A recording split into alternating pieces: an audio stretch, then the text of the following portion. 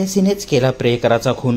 संगमनेर तालुक्याच्या पठार भागातील मांडवे बुद्रुक येथील एक व्यक्ती रक्ताच्या थारोळ्यात आढळून आल्यावर घारगाव पोलिसांनी तात्काळ धाव घेत खुनी आरोपीचा शोध घेत त्यास जेरबंद करत कोर्टात हजर केले असता त्या आरोपीने खून केल्याची कबुली दिली।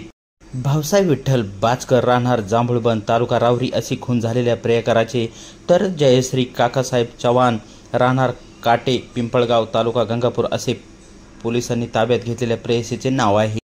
अधिक तपासात भाऊसाहेब बाचकर व जयश्री चव्हाण यांच्यात मागील 3 वर्षापासून प्रेम संबंध होते। ते दोघे अहिल्यानगर येथे एकत्र राहत होते। शनिवारी दुपारी बाचकर हा पत्नी व मुलांना भेटण्यासाठी साकोर येथे आला होता, तेव्हा त्याच्यासोबत जयश्री चव्हाण ही देखील होती। मला आता जयश्री सोबत राहायचे नाही, यापुढे तुझ्यासोबत राहणार आहे असे पत्नी योगिता बाचकर हिला सांगितले।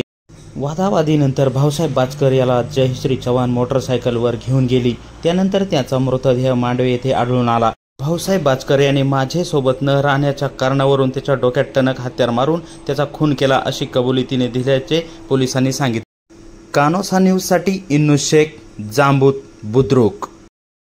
घारगाव इथे 12/10/25 रोजी एक अकस्मात मृत्यू नोंद करण्यात आला होता 57/25। त्याप्रमाणे घटनास्थळावरती पोलीस स्टेशनचा स्टाफ आणि आम्ही स्वतः गेलो होतो।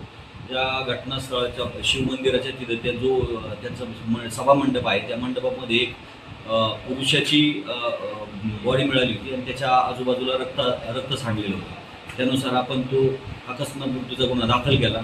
गुन्हा दाखल केल्यानंतर डॉक्टरांची वैद्यकीय अहवाल आणि